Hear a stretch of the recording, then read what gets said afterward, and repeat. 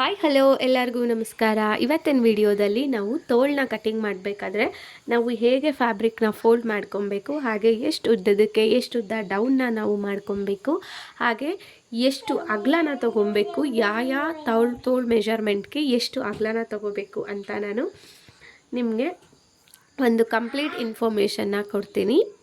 ಮೊದಲಿಗೆ ನಾವಿಲ್ಲಿ ಇದೇನಿದೆ ತೋಳು ಫ್ಯಾಬ್ರಿಕ್ನ ನಾವು ಕರೆಕ್ಟಾಗಿ ಫೋಲ್ಡ್ ಮಾಡ್ಕೊಬೇಕಾಗತ್ತೆ.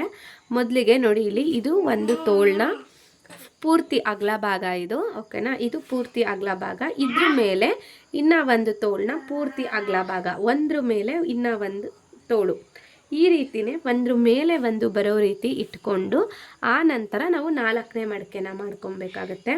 ಇವಾಗ ನೋಡಿ, ಈ ಫೋಲ್ಡೆಡ್ ಸೈಡಲ್ಲಿ ಒಂದ್ರ ಒಳಗಡೆ ಇನ್ನೂ ಒಂದು ಇದ್ದು ಆಮೇಲೆ ನಾವು ಈ ರೀತಿ ಫೋಲ್ಡ್ನ ಮಾಡ್ಕೊಂಡಿದ್ದೀವಿ. ಇದು ಇದೇ ಪ್ರೊಸೀಜರಲ್ಲೇ ನಾವು ತೋಳನ್ನ ಫೋಲ್ಡ್ ಮಾಡ್ಕೊಬೇಕಾಗತ್ತೆ.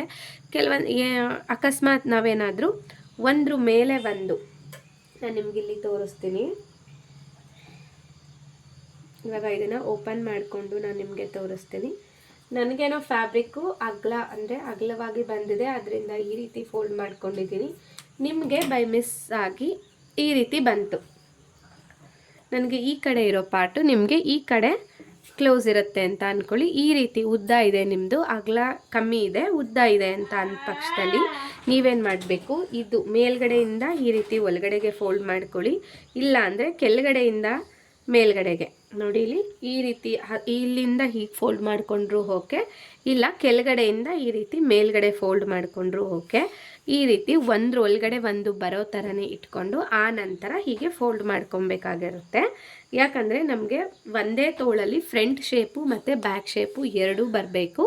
ಅದರಿಂದ ನಾವು ಒಂದ್ರ ಒಳಗಡೆ ಒಂದು ಬರೋ ರೀತಿನೇ ನಾವು ಸ್ಲೀವ್ಸ್ನ ಫೋಲ್ಡ್ ಮಾಡ್ಕೊಬೇಕಾಗತ್ತೆ. ಎಷ್ಟೋ ಸಲ ಏನಾಗ್ಬಿಡತ್ತೆ, ಕೆಲವರಿಗೆ ಗೊತ್ತಾಗದೆ ಇವಾಗ ಸ್ಟಾರ್ಟಿಂಗ್ ಕಲಿತಾ ಇರೋರಿಗೆ, ನಾವು ಫ್ರಂಟು ಬ್ಯಾಕು ಕಟಿಂಗ್ ಮಾಡಬೇಕಾದ್ರೆ ಫೋಲ್ಡ್ ಮಾಡ್ಕೋತೀವಲ್ಲ, ಒಂದ್ರ ಮೇಲೆ ಒಂದು ಆ ರೀತಿ ಹೀಗೆ ಬರೋ ರೀತಿ ಇಟ್ಕೊಂಡ್ಬಿಡ್ತಾರೆ. ಒಂದ್ರ ಮೇಲೆ ಒಂದು ಬರೋ ರೀತಿ ಇಟ್ಕೊಂಡ್ಬಿಡ್ತಾರೆ. ಆ ರೀತಿ ಮಾಡೋಕ್ಕೆ ಹೋಗಬೇಡಿ. ಈ ರೀತಿ ಮಾಡಿಬಿಟ್ರೆ ಏನಾಗುತ್ತೆ, ನಾವು ಮಾರ್ಕಿಂಗ್ ಮಾಡಬೇಕಾದ್ರೆ ಇಲ್ಲಿ ಫ್ರಂಟು ಬ್ಯಾಕು ಎರಡೂ ಮಾರ್ಕ್ ಮಾಡ್ಕೋತೀವಿ. ಮತ್ತು ಫಸ್ಟಿಗೆ ನಾವು ಬ್ಯಾಕ್ನ ಶೇಪ್ನ ಕಟ್ ಮಾಡ್ಕೋತೀವಿ. ಆ ನಂತರ ಕೆಲವರು ಫಸ್ಟ್ ಎರಡು ಪೀಸ್ನ ಮಾತ್ರ ಓಪನ್ ಮಾಡಿಕೊಂಡು ಇನ್ನೂ ಒಂದು ಶೇಪ್ನ ಫ್ರಂಟ್ ಶೇಪ್ ಕೊಟ್ಕೊತಾರೆ ಅಲ್ವಾ. ಹಾಗೆ ಮಾಡಿದಾಗ ಏನಾಗುತ್ತೆ, ಬರೀ ಒಂದು ತೋಳಿಗೆ ಒಂದು ಶೇಪ್ ಆಗೋಗ್ಬಿಡುತ್ತೆ, ಇನ್ನೂ ಒಂದು ತೋಳಿಗೆ ಇನ್ನೊಂದು ಶೇಪ್ ಆಗೋಗ್ಬಿಡುತ್ತೆ. ಅದು ರಾಂಗ್ ಮೆಥಡು. ಸೊ ಅದರಿಂದ ಇಲ್ಲಿ ನೋಡಿ, ಇದು ಕಂಪ್ಲೀಟ್ ಒಂದು ತೋಳು. ಆ ನಂತರ ನಾನು ಅದ್ರ ಮೇಲೇ ಇನ್ನೂ ಒಂದನ್ನ ಹಾಕ್ಕೊತಾ ಇದ್ದೀನಿ. ಓಕೆನಾ. ನಮಗೆ ಫ್ಯಾಬ್ರಿಕ್ ಹೇಗೆ ಸಿಕ್ಕಿರಲಿ, ನಾವು ಒಂದ್ರ ಒಳಗಡೆ ಒಂದು ಬರೋ ರೀತಿನೇ ಇಟ್ಕೊಂಡು ಸರಿ ಕಂದ. ಆ ನಂತರ ಹೀಗೆ ಫೋಲ್ಡ್ ಮಾಡ್ಕೊಬೇಕಾಗತ್ತೆ ನೋಡಿ. ಇವಾಗ ಈ ಫೋಲ್ಡೆಡ್ ಆಯಿತು.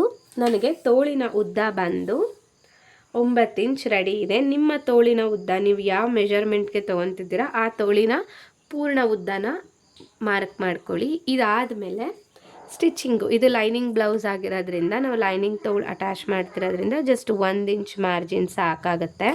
ಅಂದರೆ ಇಲ್ಲಿ ಅರ್ಧ ಇಂಚು ಹೋಗುತ್ತೆ, ಇಲ್ಲಿ ಅರ್ಧ ಇಂಚು, ಮತ್ತು ಇಲ್ಲಿ ಸ್ಟಿಚಿಂಗಿಗೆ ಅರ್ಧ ಇಂಚು, ಎರಡೂ ಸೇರಿಸ್ಕೊಂಡ್ರೆ 1 ಇಂಚು.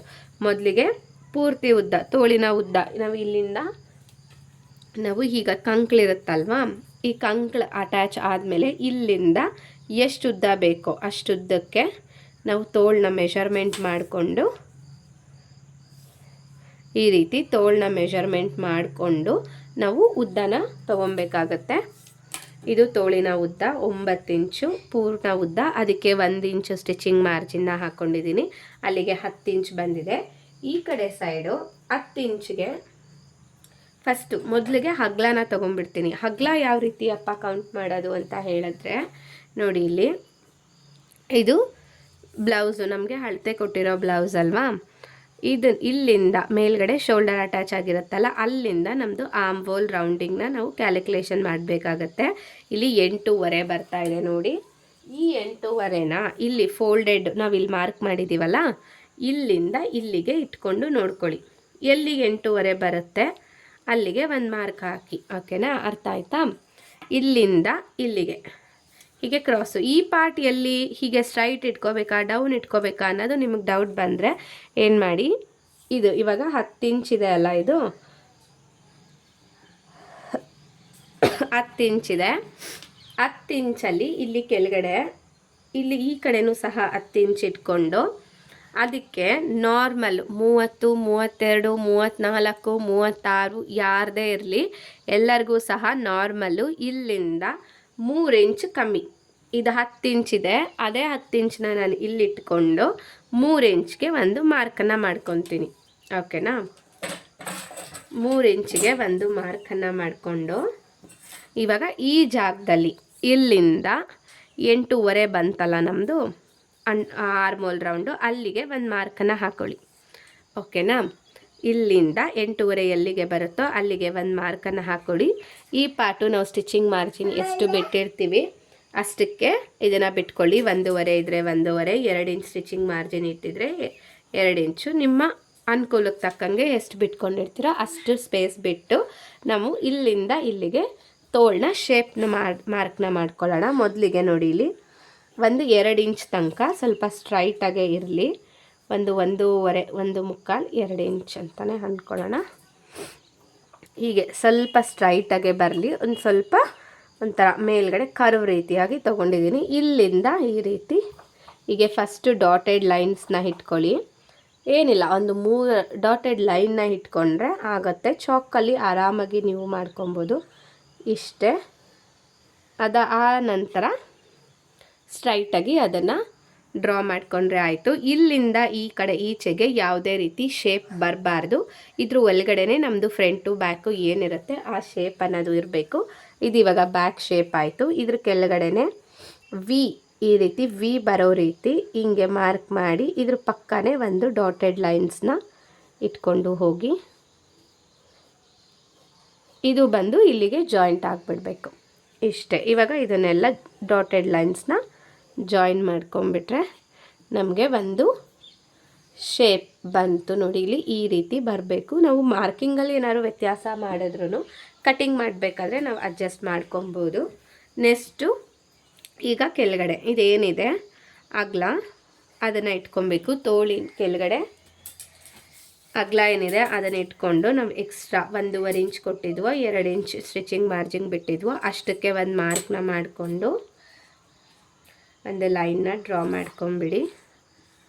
ನೋಡಿ, ಇದು ಫಿಟ್ಟಿಂಗ್ ಮಾಡಬೇಕಾಗಿರೋ ಲೈನು, ಇದು ಎಕ್ಸ್ಟ್ರಾ ಲೂಸು. ಇಷ್ಟೇ ತೋಳಿನ ಮೆಜರ್ಮೆಂಟ್ ಹಾಗೂ ಅದನ್ನು ಮಾರ್ಕಿಂಗ್ ಮಾಡೋ ಅಂತ ಪರ್ಫೆಕ್ಟ್ ರೀತಿ ಇದು. ಇಷ್ಟು. ಇದೇ ಥರ ನಾವು ಚಿಕ್ಕ ತೋಳಿಗೆ ಮಾರ್ಕ್ ಮಾಡ್ಕೊತೀವಿ ಅಂತ ಅಂದರೆ ಸುಮಾರು ನಾವಿಲ್ಲಿ ಒಂದು 6 ಇಂಚ್ ತೊಗೊಂಡ್ರೆ 3 ಇಂಚನ್ನ ಮೈನಸ್ ಮಾಡಿ 3 ಇಂಚಿಗೆ ನಾವು ಮಾರ್ಕ್ನ ಹಾಕ್ಕೊಬೋದು. ಅದೇ ನಾವು 5 ಇಂಚ್ ತೊಗೊತೀವಿ ಅಂದರೆ ನಾವಿಲ್ಲಿ 2.5ಗೆ ನಾವು ಮಾಡ್ಕೊಬೇಕಾಗತ್ತೆ. 5 ಇಂಚಿಗೆ ಒಂದು ಅರ್ಧ, 5 ಇಂಚಲ್ಲಿ ಒಂದು 2 ಇಂಚ್ ಅಥವಾ 2.5 ಇಂಚ್ ಮೈನಸ್ ಮಾಡಿ ಇನ್ನು 2.5 ಇಂಚ್ ಬರೋ ರೀತಿ ಮಾಡ್ಕೊಬೇಕಾಗತ್ತೆ. ಇವಾಗ ಇದನ್ನು ಕಟಿಂಗ್ ಮಾಡ್ಕೊಂಬಿಡೋಣ.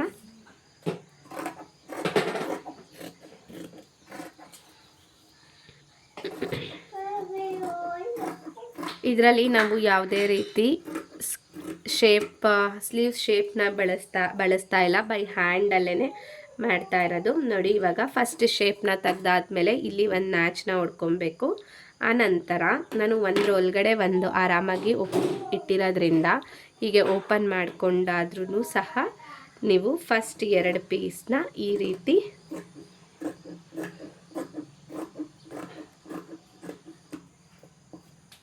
ನಾವಿಲ್ಲಿ ನ್ಯಾಚ್ ಹೊಡ್ಕೊಳ್ಳೋದ್ರಿಂದ ಈ ಮೂತಿ ಅನ್ನೋದು ಟರ್ನ್ ಆಗುತ್ತೆ, ಇಲ್ಲ ಅಂದರೆ ಟರ್ನ್ ಆಗಲ್ಲ. ಇಲ್ಲಿ ನಾವು ಏನು 1.5 ಇಂಚ್ ಸ್ಟಿಚಿಂಗ್ ಮಾರ್ಜಿನ್ ಬಿಟ್ಟಿದ್ದೀವಲ್ಲ ಅದನ್ನು ಬಿಟ್ಟು ನಾವು ಈ ಫಸ್ಟ್ 2 ಪೀಸ್ನ ಶೇಪ್ ಕಟ್ ಮಾಡ್ಕೊಬೇಕು. ಇವಾಗ ನೋಡಿ ಕರೆಕ್ಟಾಗಿ ಶೇಪ್ ಅನ್ನೋದು ಬಂದಿದೆ. ಇಷ್ಟೇ. ಅತಿ ಸುಲಭವಾಗಿ ಸ್ಲೀವ್ಸ್ ಶೇಪ್ನ ಆರಾಮಾಗಿ ಹಾಕ್ಬೋದು. ಯಾವುದೇ ನಮಗೆ ಸ್ಕೇಲ್ ಅಥವಾ ಶೇಪ್ ಕರ್ವ್ ಇಲ್ಲದೇ ನಾವು ಬೈ ಹ್ಯಾಂಡಲ್ಲೇ ಆರಾಮಾಗಿ ಹಾಕ್ಕೊಬೋದು. ವಿಡಿಯೋ ಇಷ್ಟ ಆಗಿದ್ರೆ ಪ್ಲೀಸ್ ಒಂದು ಲೈಕ್ ಮಾಡಿ, ಹಾಗೆ ಸಬ್ಸ್ಕ್ರೈಬ್ ಮಾಡೋದನ್ನು ಮರಿಬೇಡಿ. ನಿಮ್ಮ ಅಕ್ಕಪಕ್ಕದಲ್ಲಿ ಯಾರಾದರೂ ಟೈಲರಿಂಗ್ ಕಲಿತಾ ಇದ್ದರೆ ಅವ್ರಿಗೆ ವಿಡಿಯೋಸ್ನ ಶೇರ್ ಮಾಡಿ, ಅವ್ರಿಗೂ ಒಂದು ಉಪಯೋಗ ಆಗುತ್ತೆ, ನನಗೂ ಒಂದು ಹೆಲ್ಪ್ ಆಗುತ್ತೆ. ಸೊ ಇದೇ ರೀತಿ ನನಗೆ ಸಪೋರ್ಟ್ ಮಾಡ್ತಾಯಿರಿ ಅಂತ ಹೇಳ್ತಾ ಈ ವಿಡಿಯೋನ ಮುಗಿಸ್ತಾ ಇದ್ದೀನಿ. Thank you. ಬಾಯ್.